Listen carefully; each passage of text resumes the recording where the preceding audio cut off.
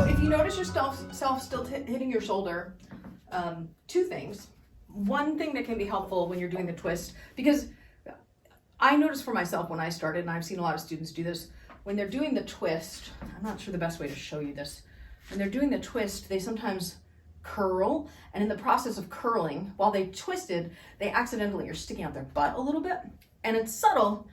But one thing that you can do that I think is helpful is if you put your weight on your heels as you twist, and if you imagine your hip, so if it's your left hand that's hitting your right shoulder, if you imagine your right hip is shooting forward, right? You're trying to, like, think about it like a, I don't know, I feel like it's an arrow, like it's like as if the hip is leading you someplace, and almost, I feel like I almost am lifting my heel on that leg to allow myself to go around as I'm getting through there, which creates the space for the other hand to reach forward. And then the other aspect of it is, if you notice your hand is not, like in theory, in your peripheral vision, you should see your poi coming up from here. If you're not seeing your poi head coming up over your arm from here, you're not far enough forward. So sometimes people will do this where they're back here. Like I can only barely see it over the top of my shoulder, versus when I have my hand this far forward, I can see it on this part of the turn coming up. So, I mean, obviously it depends on the proportions of your body. Our bodies are different bodies, but the idea is get your hand deeper. When you cross over and you're slipping it in the slot, go deeper with the hand, and that can help you avoid the shoulder altogether. So those two things I think help. Actually, I guess I said three things.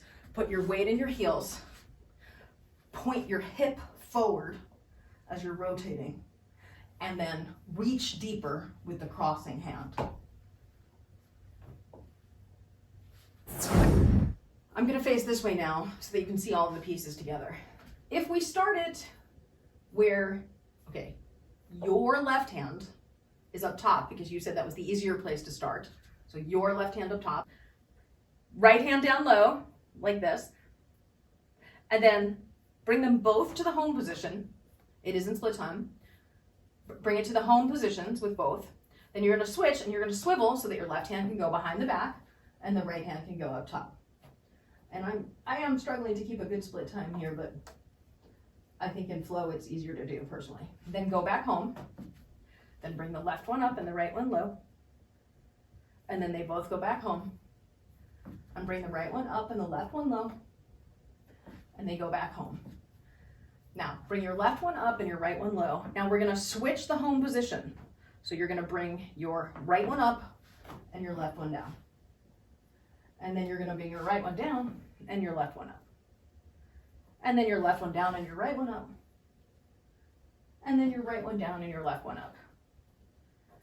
And then if you lost it, you can start again. So get in your split time, bring your left one up, bring your right one down, and 5, 6, 7, 8, and switch, and 5 and 6 and 7, 8, and switch, and 5 and 6 and 7, 8, and switch, 5 and 6 and 7, 8, and switch, and 5 and 6 and 7, 8, and switch, 5, 6, 7, 8, and switch, 5 and 6 and 7, 8, switch, 5, 6, 7, 8, switch, and then bring it down. Let's start again.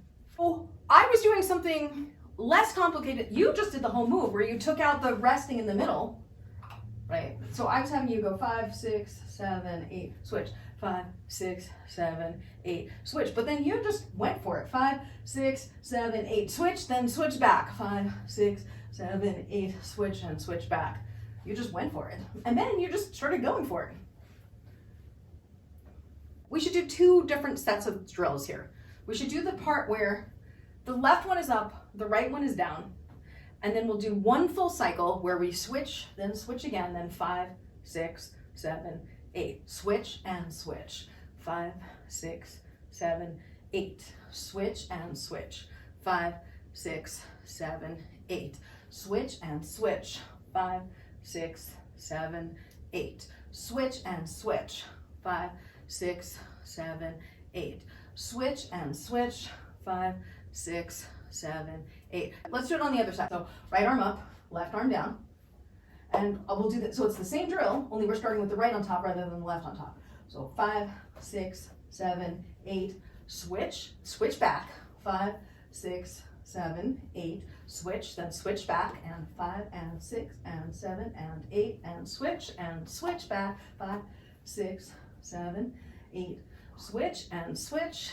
5, 6, 7, 8 and switch 5 and 6 and 7 and 8, switch and switch. 5, 6, 7, 8 and switch, and then keep switching if you can. Way back at the beginning of this lesson, I said, you're familiar with the Meltdown, I think, which is this guy. And then what we're, yes, so what this is a side plane Meltdown. And then what you can do is, with the hand that's going across the front, is gradually raise it up or lower it down. So if you're comfortable down here, but you're not comfortable up here, right? So if you're struggling with this, but you can do this, start down here, and then gradually, when you're going in front, bring the hand up higher and higher, as I'm doing right now, until you can get it up, over, or behind the head in some tracer-esque fashion, if that's what you prefer. That's stylization though. Take your hands like this, drop your poi, and then we're gonna try and not engage the hands. So we're ignoring the hands. Okay, and then here's our Pilates exercise for this movement. This is all, I wanna show you from the back because I think it's more instructive. I don't care how you get your hands out of the way, but we're really trying to do this to this while you're looking forward. And then if you look at me, you'll notice stylistically, I would say on a factual level, this is stylistic, but for me, kinesthetically, it helps me if I feel like I'm slightly tilted back as I'm doing this. It makes me feel like I can get around better. And so when I said before, you're pushing that hip forward, it feels, because it feels like I'm leaning back a little, it feels like it's almost jutting out and leading, even though my boob might be ahead of it. It feels like the hip is the furthest front on my body as I'm doing that.